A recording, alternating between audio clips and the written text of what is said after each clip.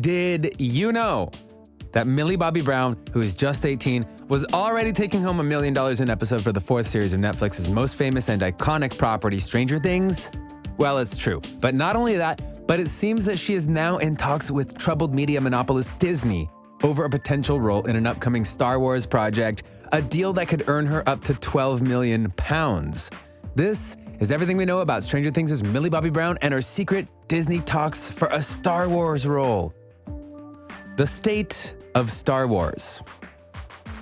It's become pretty obvious to everyone who has seen Disney's attempt to keep George Lucas's once timeless space opera alive that they are failing to keep audiences set to stunned when it comes to the latest offerings. What began with a shameless copy of Star Wars, aka A New Hope, in The Force Awakens, that failed to even unite the original characters in a single scene, was stabbed in the back by an attempt to undermine audience expectations with the plot-destroying The Last Jedi.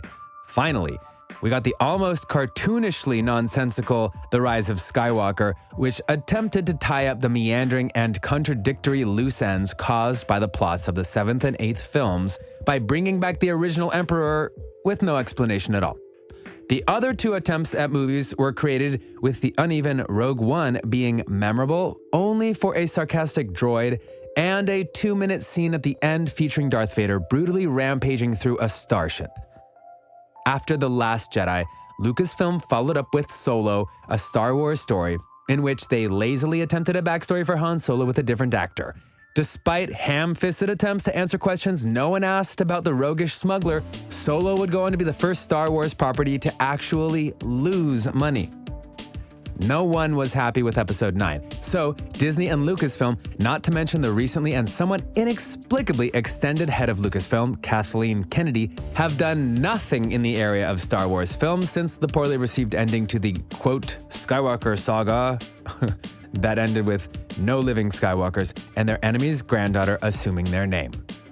Instead, Disney Lucasfilm have released a series of short television shows of varying quality in the last 3 years. The Mandalorian had the potential to be cool procedural bounty hunter drama, but turned into a story about a guy taking care of a magical baby, and eventually resulted in a poor quality CGI Luke Skywalker rescuing them both.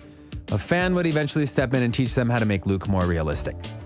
Disney Lucasfilm followed this up with The Book of Boba Fett, a story that also should have been about a bounty hunter, but instead was used to try to make Tusken Raiders sympathetic and had 2 whole episodes without the titular main character, who himself was rendered incompetent, while the most memorable aspect of the show were some space Vespas and, once again, Luke Skywalker. Most recently, Disney released Obi-Wan Kenobi, a show about, well, Obi-Wan Kenobi, except it wasn't. Spoiler alert, Luke Skywalker's great one-day mentor and Vader's old master instead abandons his sworn duty to protect Luke in favor of leaving the planet to help a young, irritably precocious Princess Leia, which led to some of the most unintentionally hilarious scenes the saga had ever seen, such as Kenobi actually trying to sneak young Leia out of an Imperial base under an oversized overcoat, surrounded by stormtroopers who just don't seem to notice. It's getting hard to take them seriously as a threat. Meanwhile, Vader and Obi-Wan engage in some of the clunkiest lightsaber fights ever seen in the series, and a former Vader survivor turned Imperial Inquisitor named Reva changes sides so often it becomes clear that her master plan was created by a child. In the end, she is the one to save everyone and leaves with information so vital to the plot that it could prevent the original trilogy from ever even happening. Fans were not happy, and so Disney Star Wars took to social media to insult them. Stranger Things has happened.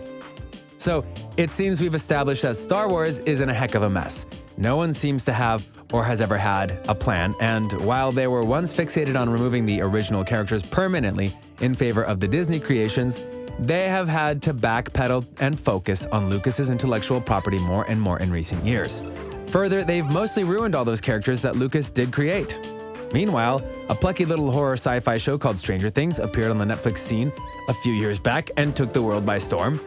The first season is widely regarded to be one of the greatest single seasons of television in the history of the technology. The cast of characters are enthralling, the actors are talented, especially for a cast made up of at least half children, and the plots, while inconsistent, are extremely gripping. The horror sci-fi series actually borrows a lot of references to Star Wars, and the kids were asked to watch several films from that era to get into the 80s mindset for the show.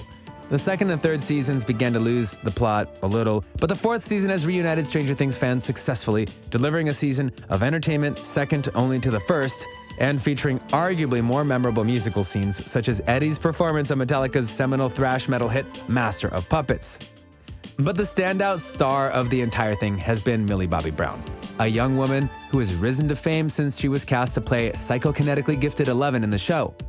MBB has been the most successful of the cast, excluding those already famous actors, since the show began, but has yet to find a role that really fits her, with her most notable role outside the show being that of Enola Holmes in the film of the same name.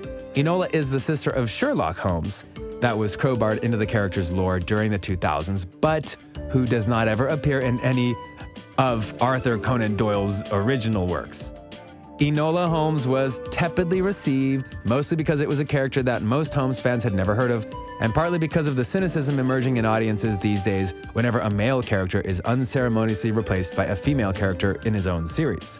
Regardless, Millie Bobby Brown herself remains a famous name, mostly for Eleven, and someone who could potentially draw a crowd. Stardom and talks with Disney. Kathleen Kennedy is a feminist idealist who has done what she can to empower women through the Star Wars series. From her t-shirt proudly declaring that the Force is female to the creation of Rey Palpatine / Skywalker in the Disney trilogy, she is always on the lookout for a female actor who can carry a role to bring her vision to reality, despite Disney buying Star Wars in an attempt to make more money from boys. Still, Kennedy wants what Kennedy wants. Enter Millie Bobby Brown.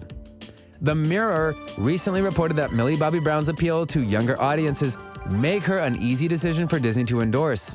According to a source, Millie has had contact with Kennedy, who wants her to play a central role in one of the new TV projects for Disney+. By all accounts, Disney execs have acknowledged that MBB is a popular figure amongst 10 to 30-year-olds, and Kennedy has all but said that she could have a role if she wants it without the need to audition.